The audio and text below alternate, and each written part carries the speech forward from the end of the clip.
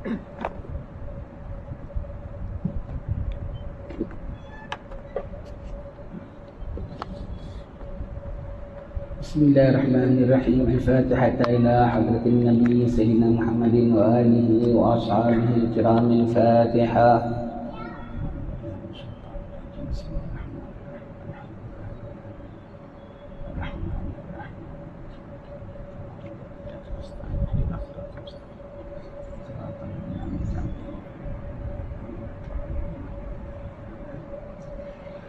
أشهد أن لا إله إلا الله أستغفر الله نسألك الجنة ونعوذ بك من النار أشهد أن لا إله إلا الله أستغفر الله نسألك الجنة ونعوذ بك من النار أشهد أن لا إله إلا الله أستغفر الله نسألك الجنة ونعوذ بك من النار اللهم إنك عفو تحب العفو فاعف عنا اللهم إنك عفو تحب العفو فاعف عنا اللهم إنك عفو تحب العفو فاعف عنا يا كريم Alhamdulillah Rabbil Alamin wa sallallahu sallama ala Sayyidina Muhammadin wa ala alihi wa sahbihi ajma'in.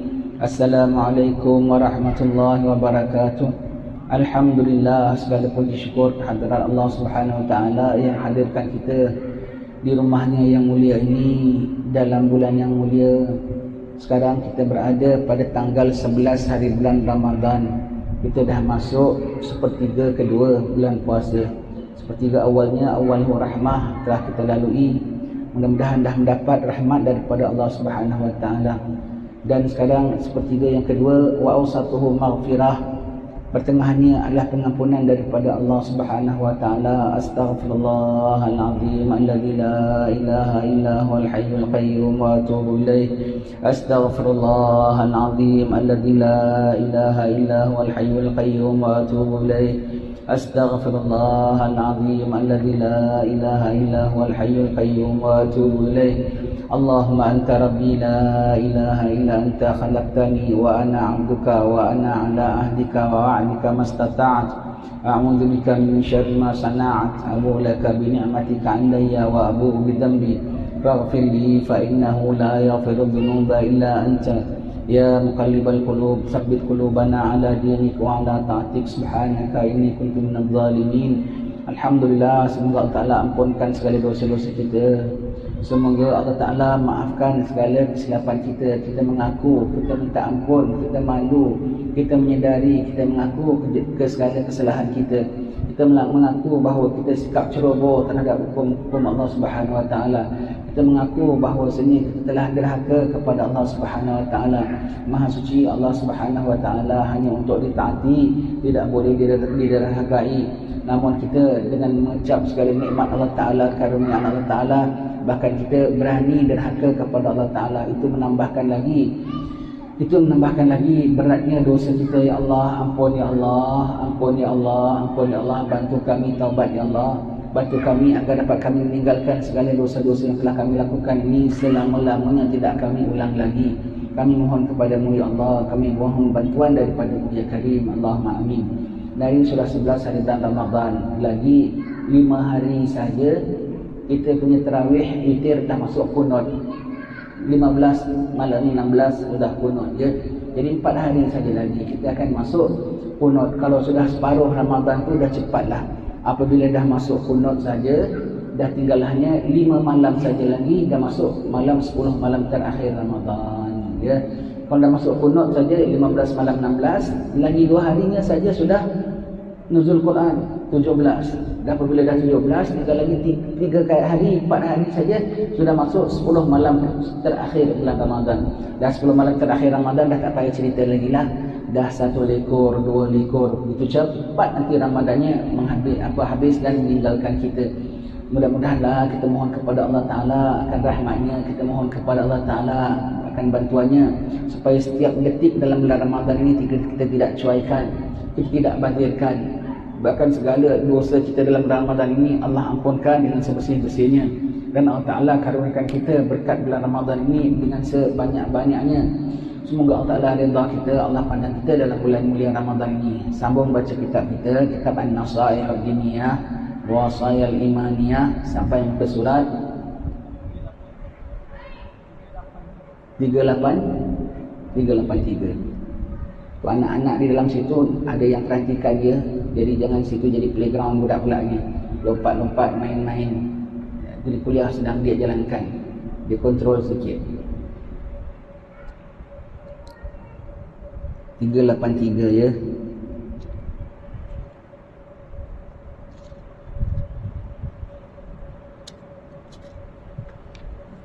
Sampai pada perenggan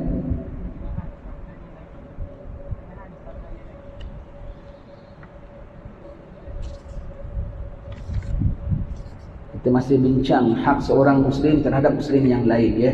Hak muslim dan muslim yang lain. Kita bergaul ya bersama dengan muslim, nak kena jaga-jaga. Kita dengan orang kufar dah tentu. Kita dengan orang kufar pun kita kena jaga, dengan muslim pun kita kena jaga.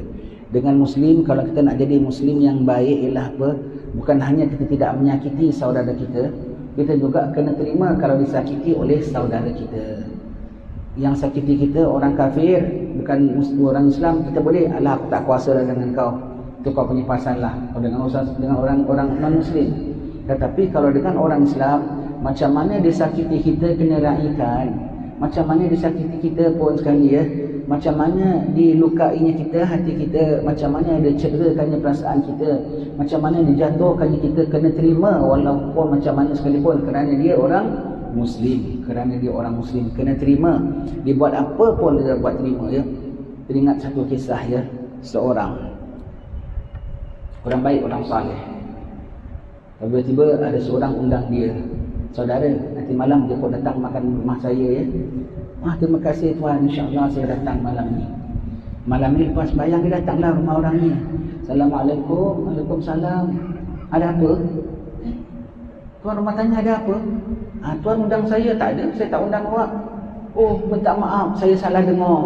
Dia yang diundang, kemudian orang kata tak ada apa-apa, dia yang kena minta maaf. Minta maaf tuan, minta maaf mengganggu, barangkali saya salah dengar, minta maaf ya, minta maaf banyak-banyak. Dia yang minta maaf. Dah, balik. Dah sikit tak ada rasa marah, tak ada apa, sudahlah, tak apa, tak kisah. Rasanya macam aku tak salah dengar, ataupun mungkin dia yang salah cakap. Sudahlah, tak apalah, sudah, tak ada kisah. Besok jumpa lagi. Tuan jangan lupa ya, nanti malam jemput datang rumah saya ya, silakan. Marhaba insya-Allah. Semalam lain punya kes. Ini hari undangan baru, kena penuhi juga. Datang lagi teman-teman, datang rumah orang tu. Assalamualaikum, waalaikumsalam, ada apa? Ada apa lagi? Allah, 2 kali dia adapakan orang ini. Tak ada, saya tak ada undang. Oh, minta maaf lagi, kau minta maaf yang mengganggu sampai 2 kali ganggu rumah awak, ya minta maaf, tak ada apa-apa. Sampailah baliklah kita orang ni kosong tangan, kosong perut. Sebab nak kasih hadiah zaman orang kan tak makan dulu ya. Allah. Besok tuan malam ni jemput dia datang rumah saya. Marhaba, insya-Allah saya datang. Tak tersinggung, tak dia apa, dibuat orang apa, terima saja. Itu mudah-mudahan lah, ya Allah, ini yang susah tau. Nak dapat martabat gini tak? Kau kena tahan kalau orang bikin kau macam-macam. Nanti Allah Ta'ala akan test. Tidak kita dapat yang apa kita sebut ini, semua ni merupakan ilmu ni, nanti ada examnya tau. Nanti betul-betul Allah takdirkan orang buat kau macam-macam. Kau macam mana attitude kau? Kalau kita tak terima, barang kita fail ujian. Allah, ya Allah takut, ya Allah takut ya, takut. Apa? Kali ketiga, Assalamualaikum. Waalaikumsalam. Ada apa? Hajat tadi. Oh, minta maaf tuan, tadi tuan orang saya tidak, tak ada undang, tak ada apa-apa. 3 hari dimainkan orang ini. Minta maaf tuan ya, minta maaf. Nak baliklah, terima kasih. Tengah balik, tengah jalan untuk balik, dia pun tutup pintu. Sekejap lagi kembali. Maaf tuan, cepat kembali. Saya minta maaf lah banyak-banyak. Sebetulnya memang saya undang anda. Saya undang anda 3 malam. Minta maaf kerana saya ni banyak mendengar cerita mengenai anda. Katanya orang anda ni orangnya sabol, orang macam-macam lah saya dengar. Tapi saya bilang susah aku nak percayakan kecuali aku nampak sendiri ya. Maka kecuali aku nampak sendiri. Maka sekarang terbukti apa yang mereka cakap tu, apa yang saya alami dengan tuan bukan hanya benar, lebih daripada itu. Saya minta maaf banyak-banyak tuan, saya minta maaf banyak-banyak. Jemput sidangan yang dah sediakan tuan. Allah, tak ada apa-apa, saya tak ada apa-apa. Allah, itu sama-sama muslim ya. Kena terima yang nama muslim baik bukan hanya tidak boleh kacau saudaranya, kena terima dikacau oleh saudaranya. Ya Allah, bulan Ramadan kita akan dites macam-macam. Jangan jengkel ya. Ini kita cakap senang je, tapi kalau dia diuji nanti kita jengkel. Aku kok tak diumpamakan, aku kok dibuatkan begitu. Alamak, itu kita paling takut sekali. Kita paling takut gagal. Dikutuk, dimarah, dihinakan orang tu pahit-pahit jugalah. Tapi lebih takut dah dihina, dikutuk orang, kita fail lagi, tak guna. Kita gagal di sisi Allah Ta'ala. Mudah-mudahan Tuhan beri kita menang. Kita cerita sikit lah, ni bulan-bulan puasa, ambil cerita-cerita iktibar ya. Seorang saudagar, ini selalu kita cerita jugalah. Seorang saudagar nak pergi pekan, nak belanja untuk barang dagangannya, uang emasnya dah disiapkan semua. Kemudian keluar rumah, sampai ke pekan, mampir di masjid dulu, mampir di surau, sembahyang di surau, sembahyang duha pagi, tak ada orang. Lepas sembahyang duha, mana wang emas aku tadi? Kok tak ada?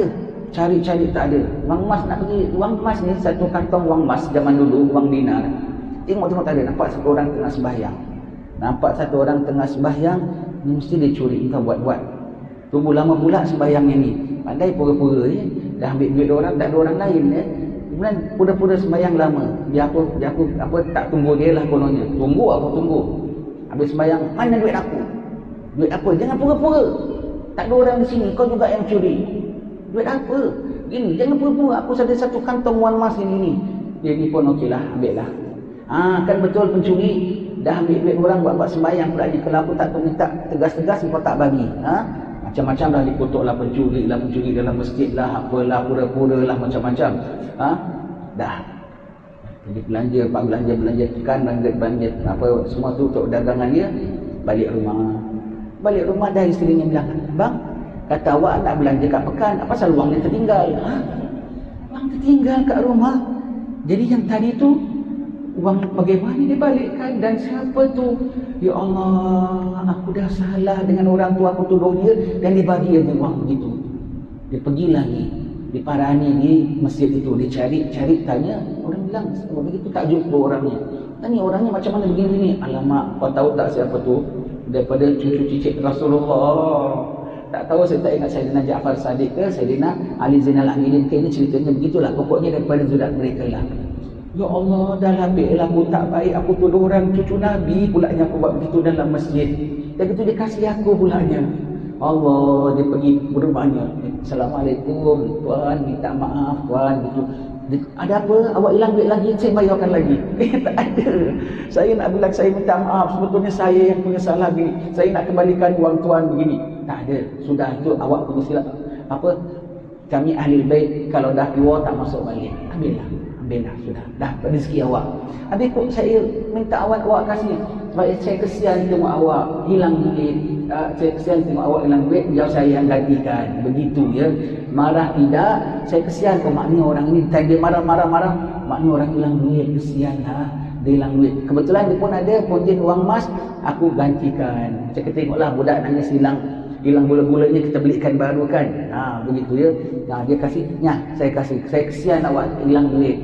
Pulaknya saya tak nak awak kecoh-kecoh dalam masjid. Sudah saya kasih awak, saya kesian. Masya Allah, punya murni ya. Sikit tak ada timbul dia dituduh pencuri ke apa ke semua tu, dia nak sue dekat court ke apa ke. Tengok CCTV lah. Tak, zaman dulu yang belum ada CCTV lah ya. Kalau sekarang boleh CCTV ya. Allah, tak ada petikai, tak ada apa semuanya begitu. Banyak kasih dia sanggup rugi, dah sanggup dicela, dicerca, sanggup rugi asal kau bahagia sudahlah. Mudah-mudahanlah kita dapat begitu ya. Jadi kita baca bab-bab gini ya, kita sendiri macam mana kalau diuji orang, macam mana kita kalau diuji orang, mau terima Allah. Kita tengok kiai-kiai, habib-habib kadang dibuli tau mereka. Dibuli macam-macam mereka diperlakukan. Ya Allah, kita tengok kalau kita kena macam mereka pun kita tak tertanggung agaknya. Kita mohonlah kepada Allah Ta'ala, mudah-mudahan hati kita dapat tertanggung ya. Dan mudah-mudahanlah kalau Allah Ta'ala nak uji kita dengan ujian yang kita boleh tertanggung ya. Dengan ujian yang kita tanggung. Rabbana la tu'akhidna in nasina aw akhtana, Rabbana wa la tahmil alaina isran kama amaltahu 'ala alladhina min qablina, Rabbana wa la tuhammil alaina ma la taqata lana bih, wa'fu 'anna waghfir lana warhamna anta maulana fansurna 'alal qaumil kafirin. Jangan sampailah kalau kita nak diuji Allah, jangan ujian kita tak tertanggung ya. Jangan ujian yang kita tak tanggung. Tak apalah, dia orang rasa dia menang, dia layak, dia rasa dia berhak untuk tuntut harta dia. Orang apa? Asalkan di sini yang aku penting, aku sedang menduduki peperiksaan ujian dari Allah. Allah nak test aku, tengok macam mana aku. Sudahlah, dia nak macam mana suka hati dia. Dah rezeki dia, rezeki dia. Orang nak bikin apa suka hati dia, rezeki dia ya. Dan aku, bahagian aku pula dapat perkara begitu. Aku mohon supaya jangan Allah murka aku sudah. Supaya Allah jangan murka aku sudah ya. Baik. Sabda Nabi sallallahu alaihi wasallam, "Man nafasa an mu'minin kurbatan min kurabid dunya, nafasallahu anhu kurbatan min kurabil yaumil qiyamah, min kurabi yaumil qiyamah. Wa man yassara ala mu'sir, yassarahu Allahu alaihi fid dunya wal akhirah. Wa man satara musliman, satarahu Allahu fid dunya wal akhirah. Wallahu fi aunil abdi madamal abdu fi auni akhi." Allahumma ya Allah, jadikanlah ini prinsip kita ya Allah. Jadikanlah ini anugerahmu untuk kita ya Allah, supaya kita dapat ini ya Allah dengan rahmatmu. Tapi takkan dapat ini kecuali kau akan menjalani ujiannya. Tengok apa dia ya. Artinya barang siapa melepaskan seorang muslim dari suatu kesusahan, dari kesusahan dunia, nescaya Allah akan melepaskannya suatu kesusahan dari kesusahan hari kiamat. Allah, kesusahan dunia berapa lama? 60 tahun kesusahan dunia.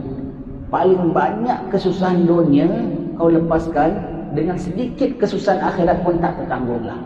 Tak terbandinglah ya. Kesusahan. Dan yang di sana tu yang sebetulnya kesusahan. Jadi kalau kita dapat kesusahan dunia, tahan sikit sudahlah, sabar sikit sudahlah. Dan memang ada dunia ujian.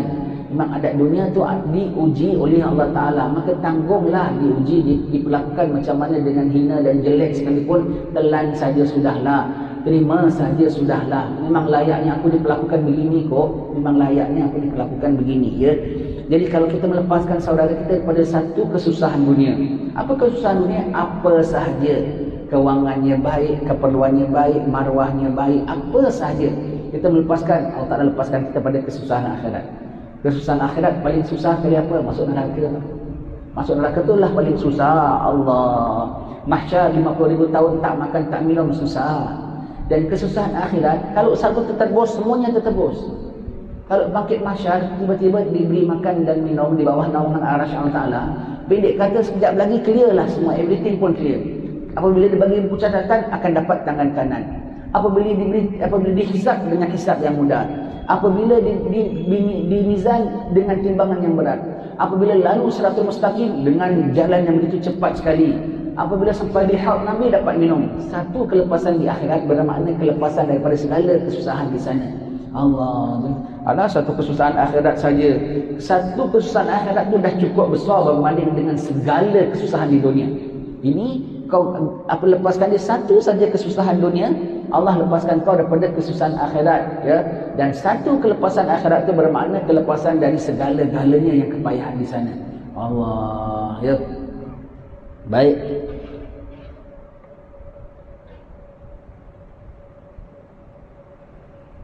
Dan barang siapa yang meringankan suatu kesempitan seorang, nescaya Allah akan meringankan kesempitannya di dunia dan akhirat. Dia meringankan kesempitan orang, payah orang, rezekinya sempit, atau kesehatannya sempit, atau keadaannya atau halnya apa tu sempit, tak macam orang lain, tak dapat macam orang lain. Istilahnya senanglah, dia tak dapat bebas macam orang lain.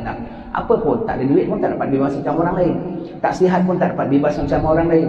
Dia tak dapat kebebasan, dia tak dapat pengiktirafan, dia tidak dipandang orang, dia tidak apa dengan kesempitan yang dia ada. Satu kesempitan kita lepaskan dia, Allah lepaskan fulan pada kesempitan dunia dan akhirat.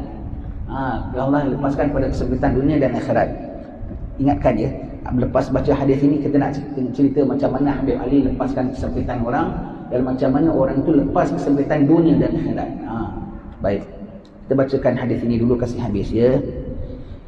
Dan barang siapa menutup keaiban seorang Muslim, nescaya Allah akan menutup keaibannya di dunia dan di akhirat. Allah, aib kalau Tuhan dah buka, malunya kita di dunia dan di akhirat. Allah akan tutup keaiban kita di dunia dan di akhirat. Kalau di akhirat itu kita akan dipanggil hisab oleh Allah Ta'ala. Kita akan didirikan atas pesada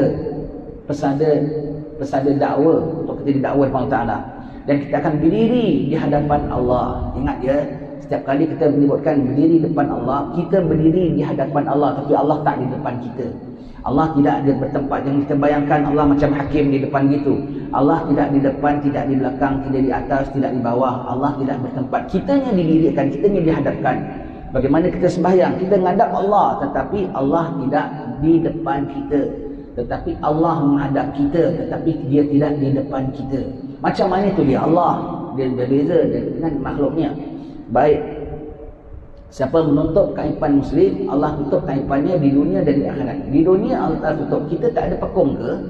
Pekung dada kita banyak, Allah tutup. Allah, kalau satu aib kita dibuka oleh Allah, jangan kata orang nak kawanan kita, ramai-ramai orang akan lempar kita kayu, lempar kita batu mungkin. Pasal jeleknya kita, busuknya kita lebih daripada anjing orang. Na'udzubillah, itulah dosa kita. Tapi Allah yang tutupkan kita, alhamdulillah, minta ampun Allah, tutupkan terus ya Allah. Tutupkan terus aiban kami dari dunia sampai ke akhirat ya. Allah kalau nak bukakan aib orang, nanti dipanggil bicara yaumul qiyamah, dihadapkan di atas pesada, maka belakang semua berjuta-juta manusia akan tengok. Kenapa hari sekian, setiap detik dalam saat kehidupan tu di question oleh Allah Ta'ala. Kenapa kau joget agogo di kelab malam? Biasanya dengar, ustaznya dengar, murid ni. Ustaz kita joget agogo rupanya. Allah, kiai kita pergi joget agogo rupanya. Allah, semua orang semua Allah, semuanya akan aib dia. Berjuta manusia.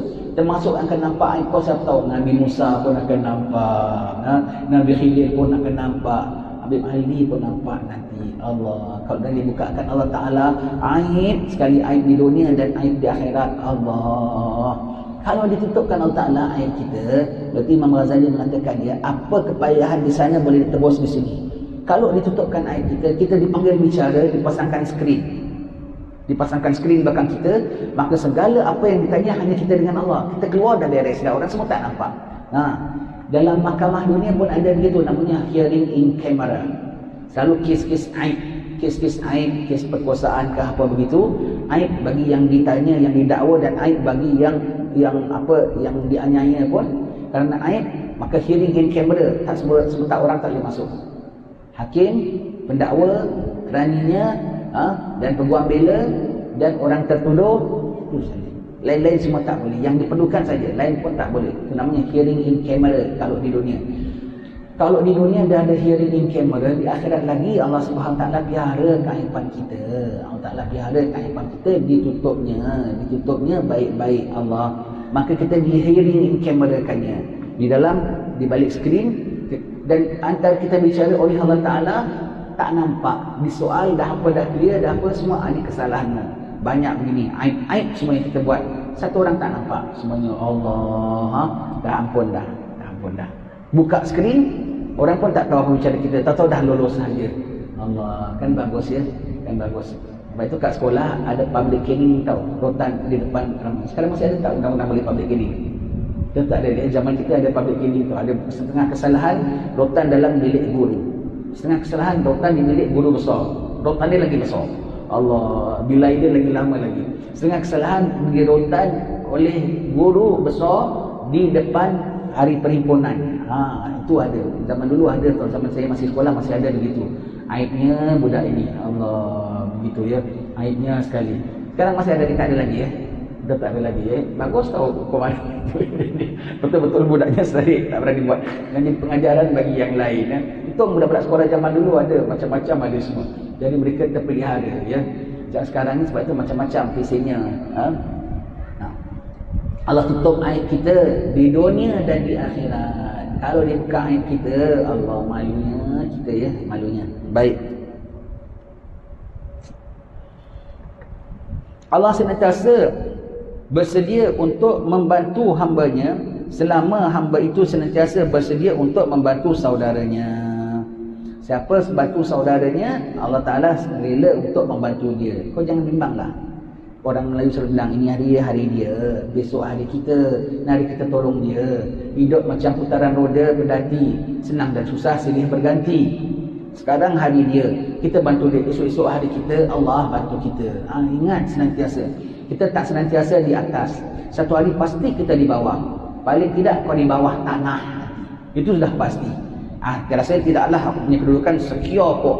Aku ada jawatan ini, aku ada harta ini. Siapa boleh jatuhkan aku? Iya, Israel dengan mudah boleh jatuhkan kau.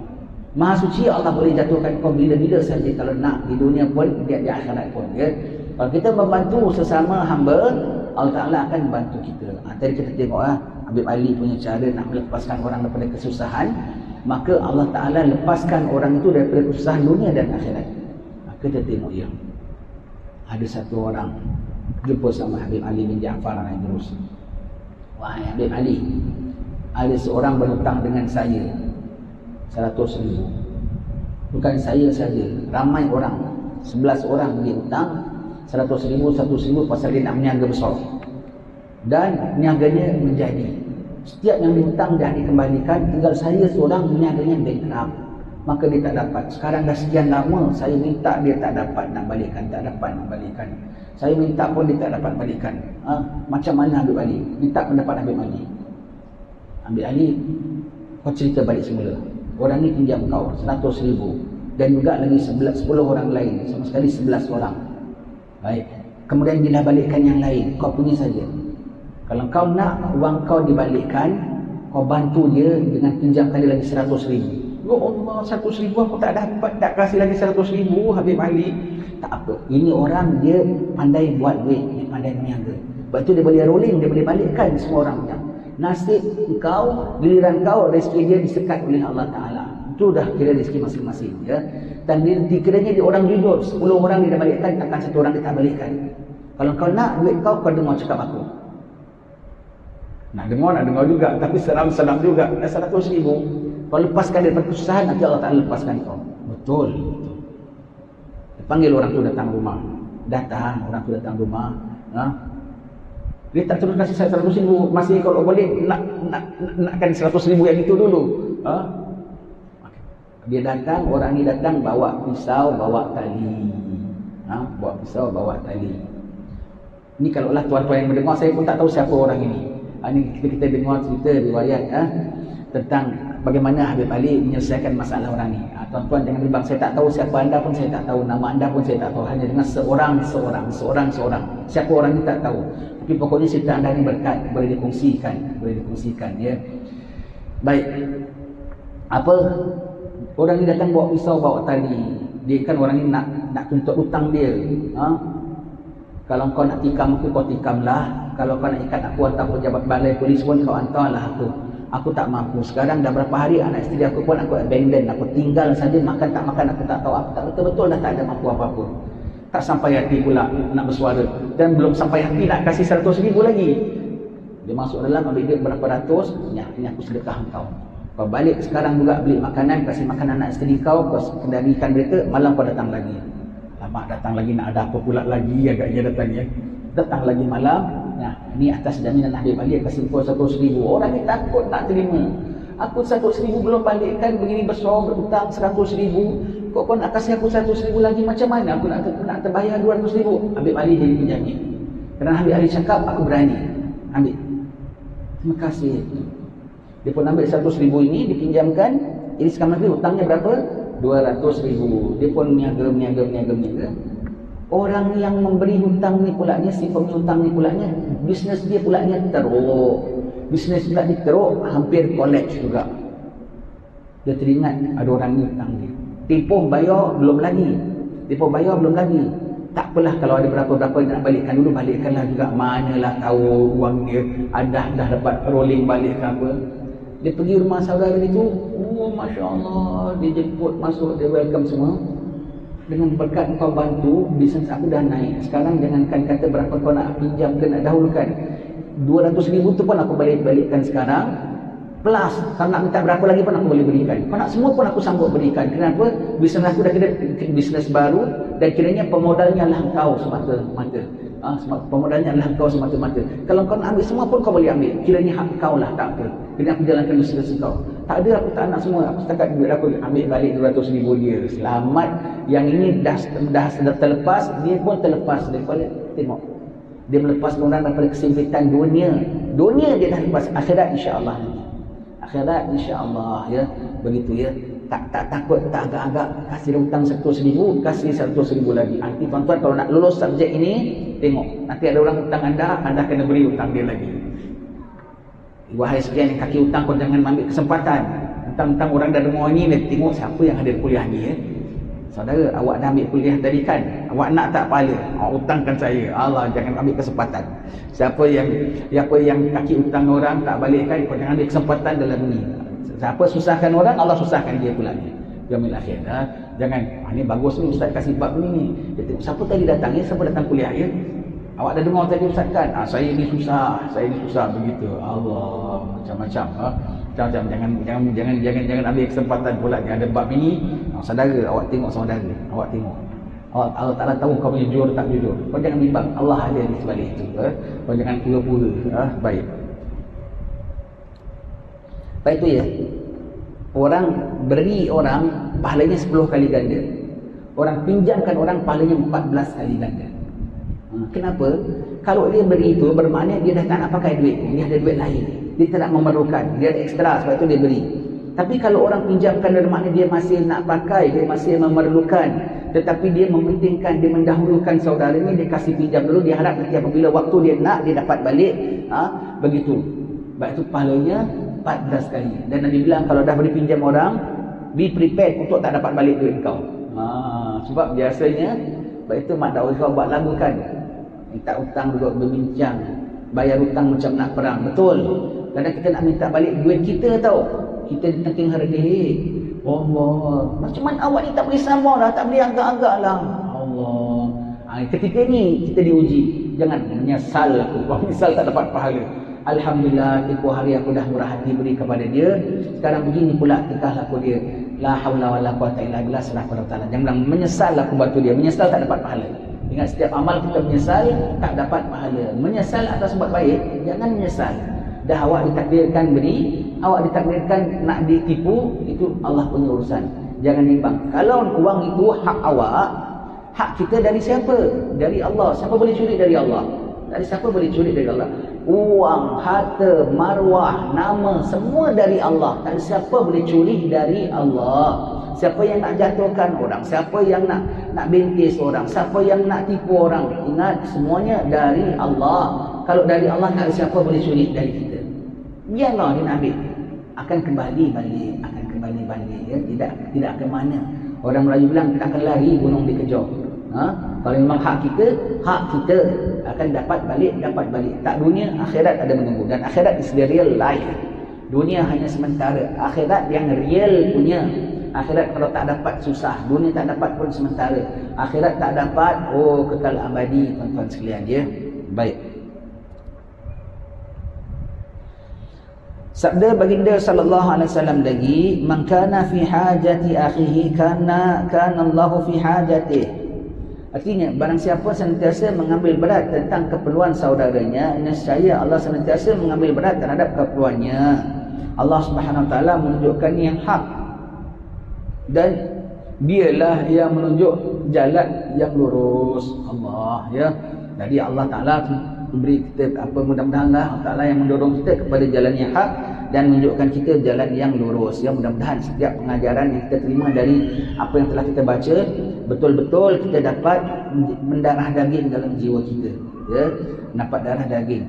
Tolong saudara kita yang dalam kesusahan, bela saudara kita yang teraniaya, ya, lepaskan saudara kita daripada kesempitan. Allah Maha memerhati.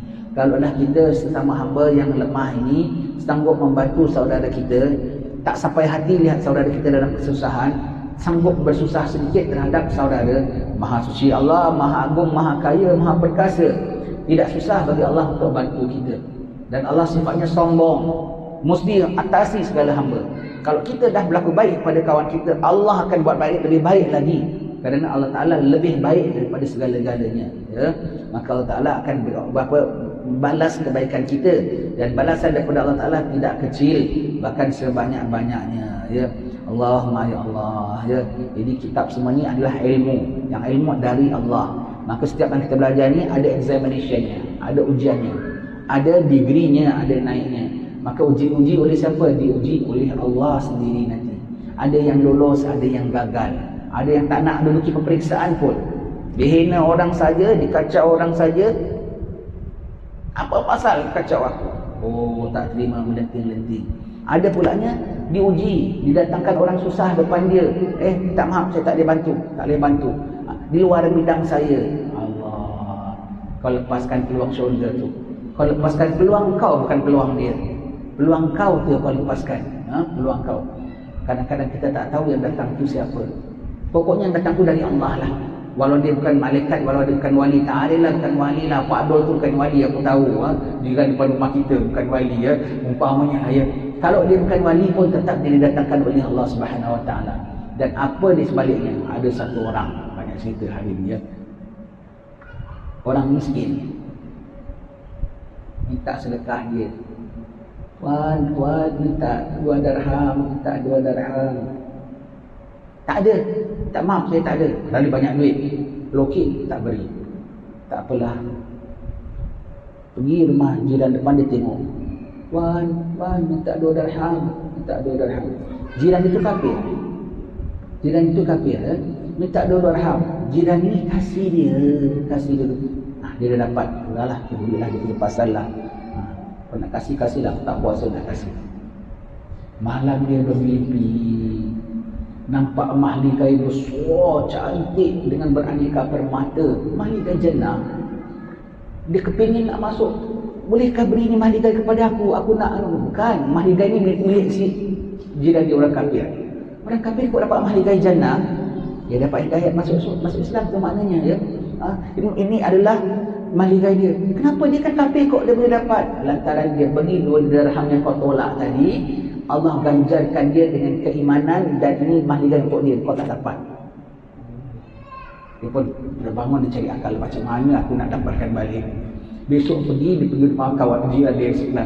Tuan, semalam ada orang derma awak kan? Saya bayarkan dia, biar saya yang dermakan dia. Biar saya yang dermakan, bayarkan balik, ya. Saya tebuskanlah. Awak ingat dengan 2 dirham tu dapat mahligai yang dah tersedia tu? Mana awak tahu mahligai tu? Saya pun dah nampak mahligai kedudukan saya. Saya pun dah dinampakkan, dan saya dinampakkan bahawa awak nampak mahligai tu, awak tak dapat masuk.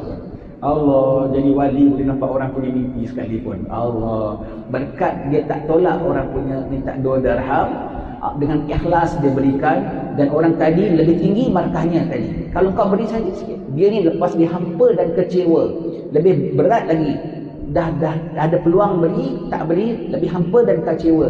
Lepas diaibkan lagi, pergi kat rumah orang, kau tebus kedukacitaan dia, kau tebus aib dia, kau angkat baik maruah dia dengan kau berikan 2 dirham, bermakna dia masih ada harga di sisi orang, dia diberi. Allah Ta'ala ganjar di sisi Allah Ta'ala tidak kecil, tidak besar, ya.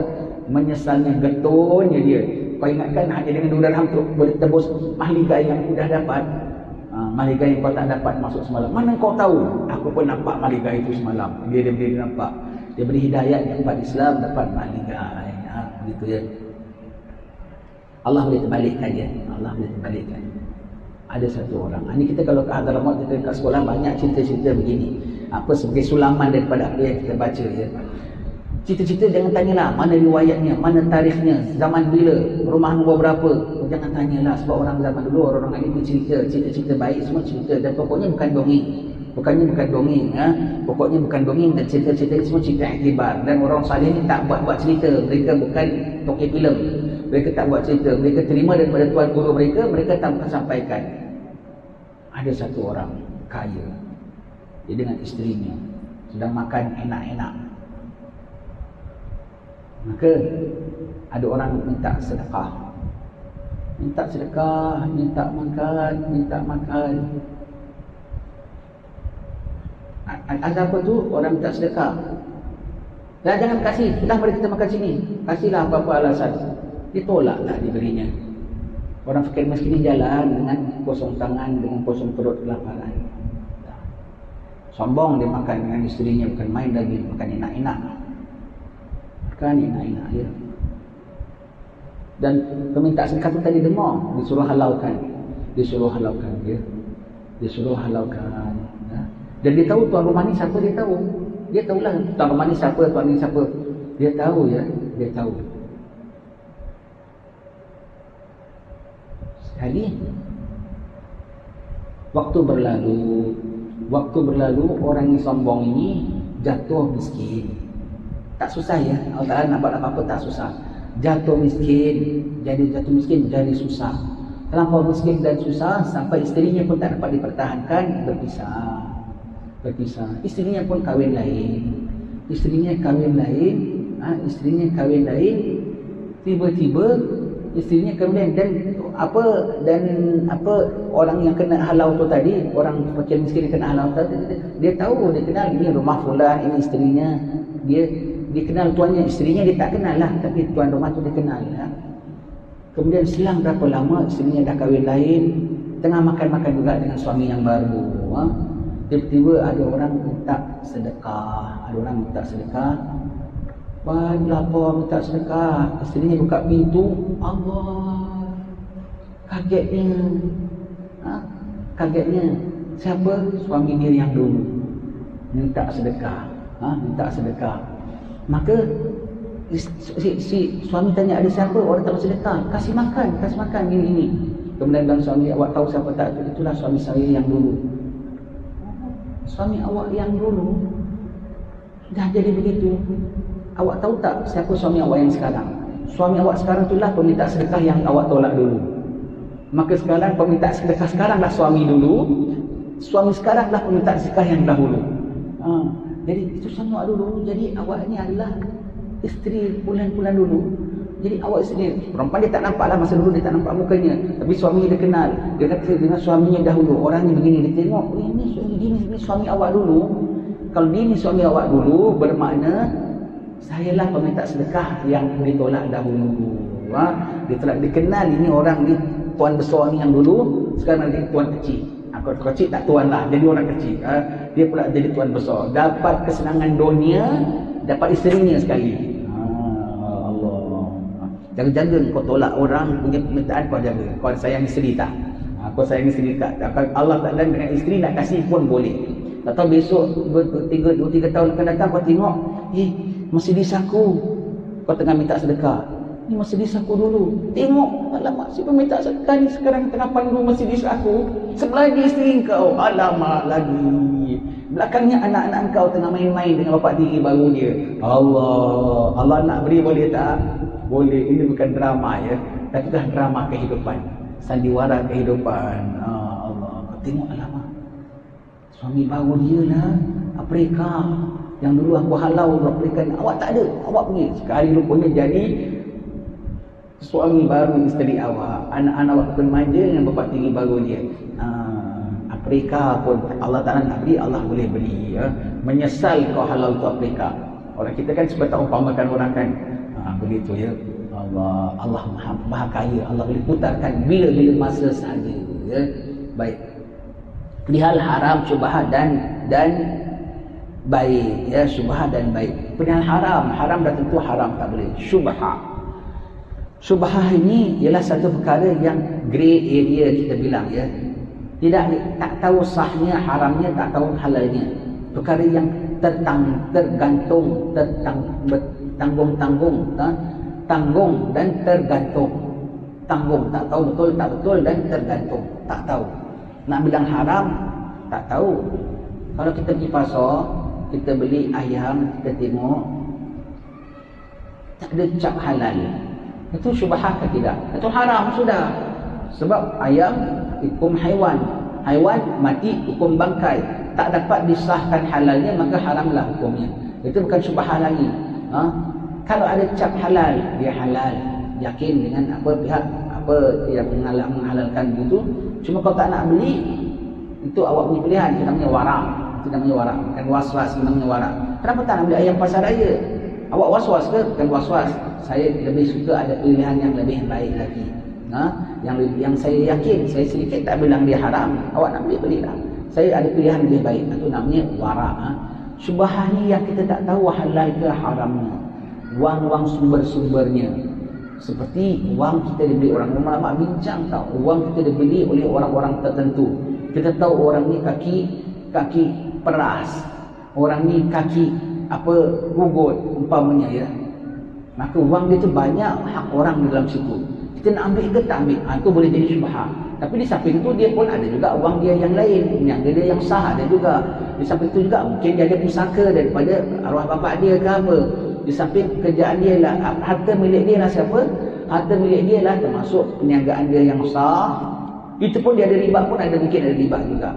Termasuk ada pusaka bapa dia, termasuk juga wang peras orang umpamanya. Nak terima tak terima, nak terima tak terima, itu masuk dalam syubhat. Tak terima lebih baik. Ataupun terima ambil tetapi berikan kepada tuan punya, ataupun kita ambil kita masukkan Baitul Mal. Jadi orang ramai dapat manfaatnya. Itu yang kita takut. Itu yang kita takut ya. Di antara syubhat-syubhat yang tak tahu ialah dalam niaga ya. Dalam orang jual beli transaksinya ada penjual, ada pembeli. Kita orang tengah. Kita dapat untung sama ada daripada penjual ataupun beli, tetapi mereka tak tahu yang kita dapat untung. Itu paling kalau tidak haram pun paling tidak syubhat. Unspent commission dalam terms of jual beli. Kena taruh. Saya sebagai broker tanah, broker rumah, saya ambil 1% daripada penjual, saya ambil 1% daripada pembeli. Clear? Kita pun tahu. Kita jual rumah gini-gini, tahu-tahu kita orang tengah, tahu kita yang dapat untung 100,000. Ataupun kita yang dapat untung 1,000 lah, paling tidak lah. Begitu. Salah satu yang kita termakan dan dia tak tahu. Clear ke tidak? Tak clear. Kadang-kadang dia makan daripada penjual, yang ada dia makan pada pembeli, tetapi tuan punya tak tahu. Dia tahu dia bayar sekian, dia punya sebahagian tu dia ni punya poket masuk. Tak tahu. Hati-hati. Ikrar jual beli itu nak kena tahu, wahai sekalian broker-broker. Ikrar jual beli awak macam mana? Hati-hati. Termasuklah wakil AJK masjid beli epok-epok untuk majlis maulid. Kak Nah, misalnya epok-epok ya 200 keping. Boleh. Kita pun datang, kita beli kasih epok-epok RM200, beli 200 keping, sekian bayarannya. Kak Nah minta lagi 10 keping untuk saya punya anak beranak, letak di situ. Kak Nah murah hati. Kak Nah kasih kita free gift 5 keping ekstra. 5 keping itu siapa yang hak? AJK masjid ke kita? Setakat kita beli 10 keping, Kak Nah nak kasih free gift 5 keping tak? Kak Nah kasih 5 keping free gift tu kerana apa? Kita dah ambil 200 keping tadi. 200 keping tu kita punya jual beli dengan Kak Nah ke masjid punya jual beli? AJK penjual beli. Hak tu siapa? Paling banyak awak kena persenkan. Awak dapat setengah keping saja. Ataupun 1% daripada 5 keping tu. Macam mana awak nak bagilah. Awak nak bagi ya. Itu awak tak dapat, bukan awak yang menguntungkan Kak Nah. AJK yang menguntungkan Kak Nah, maka segala free gift akan kembali pada AJK. Aku dapat pula ni free gift pulanya. Bukan awak. Itu. Cik Samad tolong carikan kambing 3 ekor, kita nak buat maulid. Boleh. Jadi wakil AJK. Dah abang ledang kambing tu kasih Cik Samad RM50. Cik Samad, itu dari mana wang tu? Awak sebagai wakil, awak kena balik jumpa sama AJK. Saya dah ini kambing, ini wangnya, ini semua. Cik Samad tu beri saya RM50. Saya balikkan kepada AJK. Sebab itu adalah untuk AJK, sebab aku wakil AJK.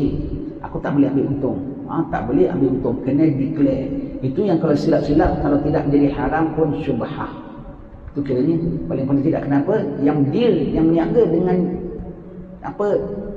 toki kambing tu siapa? AJK, bukan Cik Samad.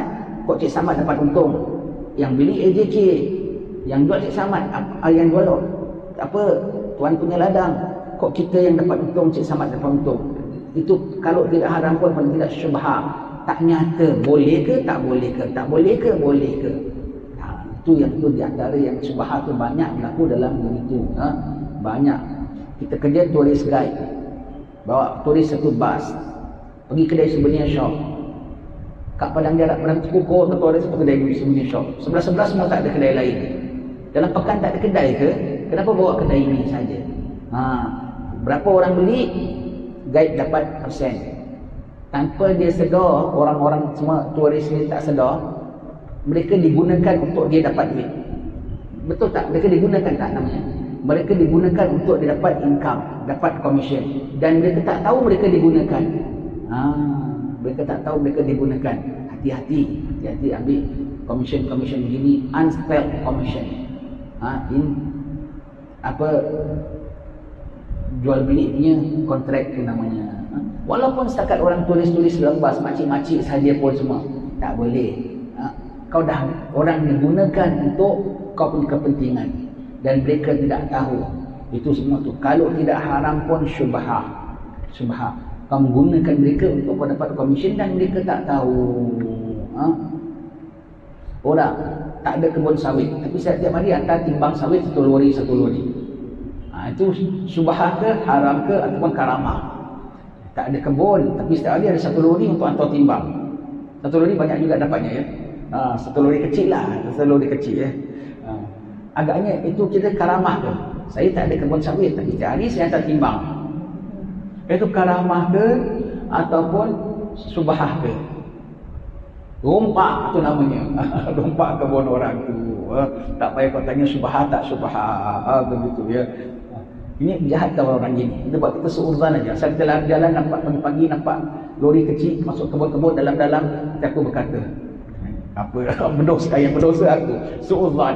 Itu aku berdosa. Buat aku seuzan. Saya nampak lori kecil masuk kat kebun dalam-dalam, matahari belum terbit, belum syuruk lagi, kok dah ada lori masuk. Hati aku berkata, aku berdosa, aku seuzan dengan orang. Aku berdosa pulanya. Macam-macam kes ya. Yang curi lain cerita, yang tak curi kau seuzan pun kau berdosa juga. Allah, gitu ya. Semua tu. Jadi hati-hati ya, hati-hati. Kerja di sebuah syarikat, yang cakap jadi sales girl, jaga cashier. Dalam kedai itu 99% barang ada yang halal apa semua, termasuk ada jual berapa botol bia. Kau kena jual juga. Macam mana? Kau kena kira berapa persen daripada gaji kau tu, berapa persen bia tu dalam kedai tu, itulah berapa persen kau kena. Bukan hanya yang kau jual, kau beli saja tau. Termasuk benda tu tak dijual pun dalam pada-pada pun kau kena kira juga. Sebab kira kau jaga. Kan sebagai juru jual kan kira kau jaga kedai barang-barang situ kan. Kau kena sebagai jaga sekali. Walaupun kau tak jual pun, kau tolong jagakan benda tu namanya. Kau tolongkan jagakan benda tu. Kalau orang jual beli semua tu, kau kena kira berapa persen itu. Kau kena, saya tak mau terima berapa persen gaji ni ya. Sebab apa? Itu aku peruntukkan berapa persen ada arak dalam store ini ya. Gitu. Susah sangat balikkan Baitul Mal. Ada Baitul Mal, itulah untuk unclaimed money. Baitul Mal ya, unclaimed money ya. Kalau kau nak mudah akhirat lah, kalau kau nak sangat cermat di akhirat lah, kalau kau don't mind dicek oleh Allah Ta'ala, suka tingkau lah. Sebab kalau dicek oleh Allah Ta'ala, tak boleh terjawablah kita ya. Hati-hati. Kerja curi tulang, masuk pukul 8, balik pukul 5. Pukul 8 betul sign ke punch card ke, linggang 8.10 baru buka file, 4.50 dah entry, dah tak tengok lagi, pergi toilet bersihkan jambul apa semua dan nak balik. Curi tulang 10 minit pagi, 10 minit petang, 20 minit.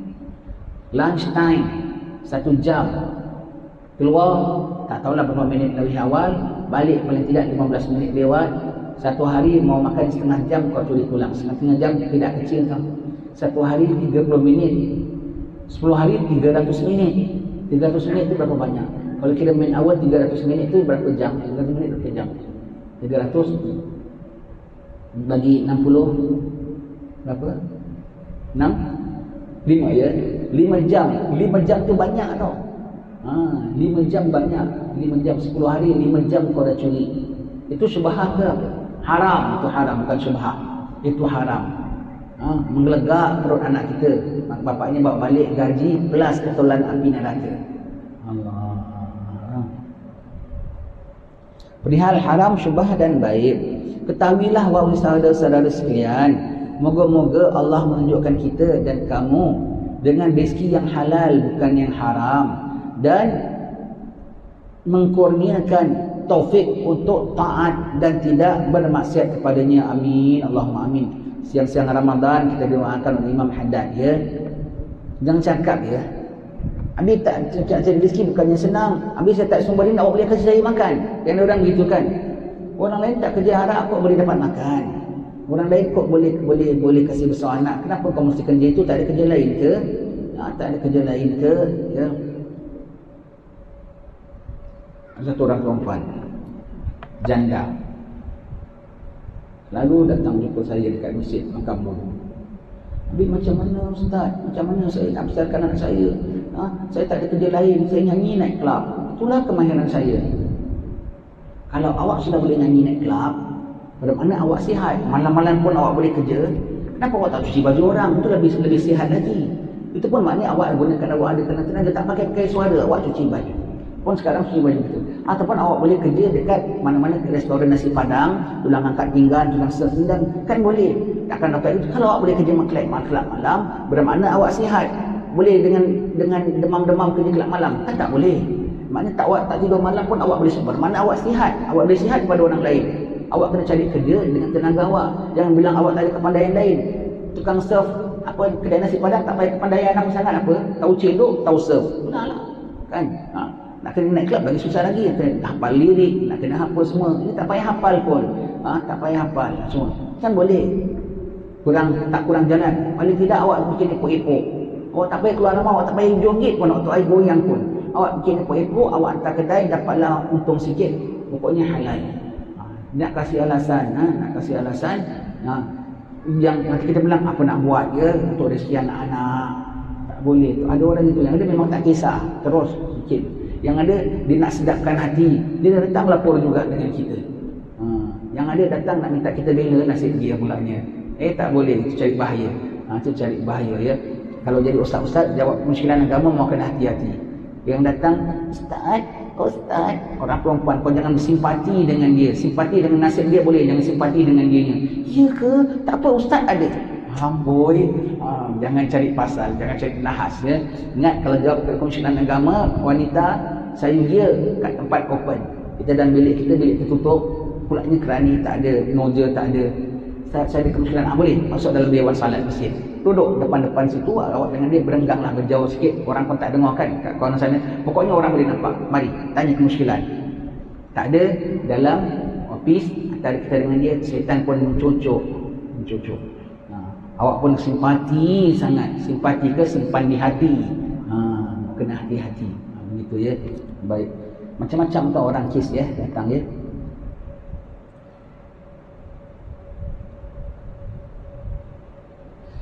Dan dengan kelebihannya kita tiada lagi menggantungkan harapan kepada selainnya. Amin ya Allah. Supaya apa pun jadi hanya padamu saja aku berharap ya Allah.